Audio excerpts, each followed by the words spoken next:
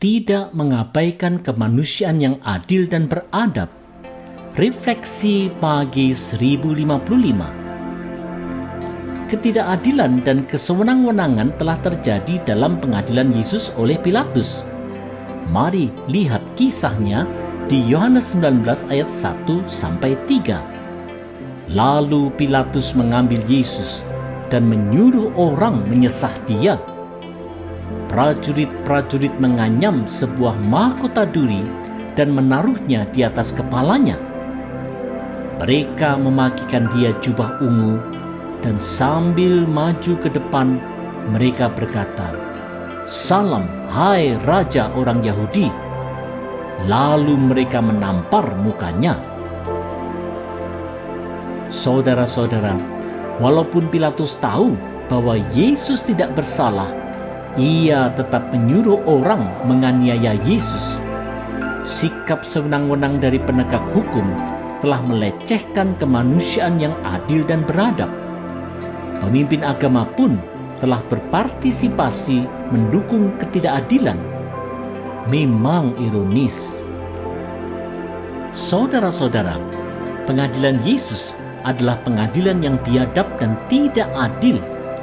Rasa kemanusiaan telah digantikan dengan kesewenang-wenangan yang menginjak-injak kemanusiaan yang seharusnya adil dan beradab. Pengadilan seharusnya lah didasarkan pada fakta kebenaran dan bukan didasarkan pada kebohongan dan kebencian. Pengadilan sudah seharusnya lah dilaksanakan secara adil, beradab dan berbudaya. Yang bersalah memang haruslah dihukum, dan yang tidak bersalah haruslah dibebaskan. Sayangnya, apa yang terjadi pada zaman Yesus masih saja terjadi sampai saat ini. Keadilan sering dilecehkan bahkan oleh otoritas agama. Oleh sebab itu, marilah kita bertobat dan belajar bertindak adil dan benar. Maukah kita?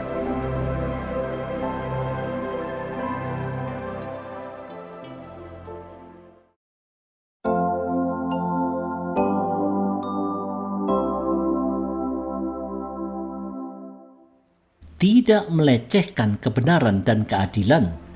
Refleksi pagi 1056. Setelah Yesus Kristus disiksanya, apa yang dilakukan Pilatus? Mari lihat kisahnya di Yohanes 19 ayat 4-5a. Pilatus keluar lagi dan berkata kepada mereka, "Lihatlah, aku membawa dia keluar kepada kamu, supaya kamu tahu bahwa aku tidak mendapati kesalahan apapun padanya." Lalu Yesus keluar, bermahkota duri dan berjubah ungu. Saudara-saudara, walaupun Yesus Kristus didapati tidak bersalah, tetapi Pilatus tetap menyiksanya. Ini jelas-jelas suatu ironi dan pelecehan terhadap sebuah lembaga pengadilan. Keadilan dan kebenaran telah diabaikan dan kemanusiaan telah diinjak-injak karena Pilatus lebih suka menyenangkan hati para pemimpin agama Yahudi dibandingkan menegakkan kebenaran dan keadilan. Saudara-saudara, menegakkan keadilan dan kebenaran tanpa pandang bulu memang sebuah tantangan bagi para pemegang otoritas, baik otoritas agama maupun otoritas negara. Karena merasa berkuasa, pemegang otoritas bisa saja terjerumus pada kesewenang-wenangan, kebohongan dan tindakan jahat, seperti halnya yang dilakukan oleh Pilatus. Ini haruslah dihindari. Oleh sebab itu, wahai orang Kristen pemegang otoritas, takutlah akan Tuhan dalam pengambilan segala keputusan. Hindarilah sikap sok kuasa. Tegakkanlah keadilan dan kebenaran tanpa pandang bulu.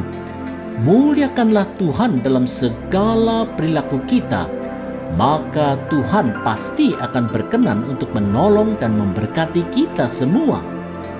Marilah kita belajar takut akan Tuhan senantiasa.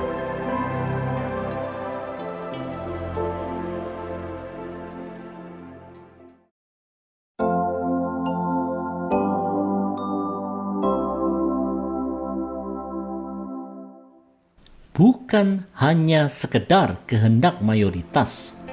Refleksi pagi 1057. Bagaimana sikap kontradiktif Pilatus dalam pengadilan Yesus? Mari lihat Yohanes 19 ayat 5b sampai 6. Maka kata Pilatus kepada mereka, "Lihatlah manusia itu." Ketika imam-imam kepala dan penjaga-penjaga itu melihat dia, berteriaklah mereka, "Salibkan dia! Salibkan dia!" Kata Pilatus kepada mereka, "Ambil dia dan salibkan dia, sebab aku tidak mendapati kesalahan apapun padanya." Saudara-saudara, Pilatus memang telah bersikap demokratis dengan memperhatikan suara rakyat, tetapi ia telah bertindak jahat dengan sikap kontradiktifnya karena ia telah mengabaikan kebenaran dan keadilan.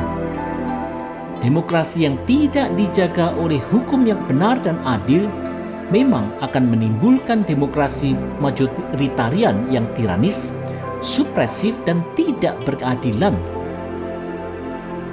Saudara-saudara, contoh pengadilan Yesus merupakan peringatan bagi kita semua di masa kini bahwa demokrasi tidak boleh hanya dirandaskan pada kehendak mayoritas semata, karena bisa jadi kehendak mayoritas itu tidak benar dan tidak adil. Untuk menjaga demokrasi yang berkeadilan, maka demokrasi harus dijaga oleh hukum yang baik dan berkeadilan.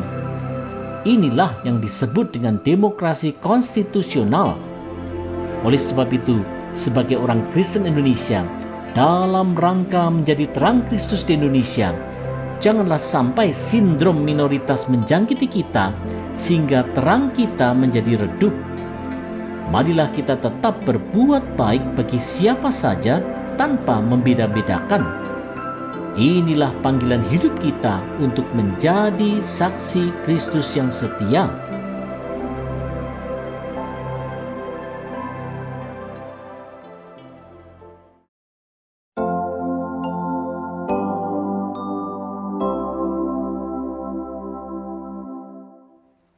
Takut Tuhan dan bukan takut manusia. Refleksi pagi 1058. Apa yang melatar belakangi tindakan tidak adil dan tidak benar dari Pilatus di pengadilan Yesus Kristus? Mari lihat kisahnya di Yohanes 19 ayat 7 sampai 9. Jawab orang-orang Yahudi itu kepadanya, "Kami mempunyai hukum dan menurut hukum itu ia harus mati, sebab ia menganggap dirinya sebagai anak Allah." Ketika Pilatus mendengar perkataan itu, bertambah takutlah ia. Lalu ia masuk pula ke dalam gedung pengadilan dan berkata kepada Yesus, "Dari manakah asalmu?" Tetapi Yesus tidak memberi jawab kepadanya. Saudara-saudara, Pilatus rupanya takut karena desakan orang-orang Yahudi yang ingin supaya Yesus disalib.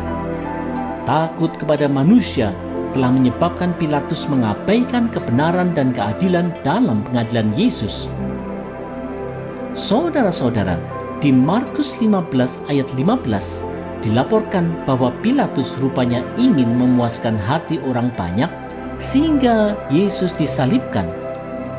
Takut desakan orang dan ingin menyenangkan orang telah menyebabkan Pilatus untuk mengabaikan kebenaran dan keadilan. Bila pemegang otoritas mendasarkan keputusannya atas dasar takut akan manusia, maka ia tidak akan enggan untuk mengabaikan kebenaran dan keadilan. Oleh sebab itu, wahai orang percaya, marilah kita belajar untuk takut akan Tuhan dan belajar untuk bertindak benar dan adil kepada semua orang. Marilah kita landaskan segala keputusan dan tindakan kita hanya atas dasar takut akan Tuhan. Tuhan pasti akan berkenan dan bersukacita karenanya.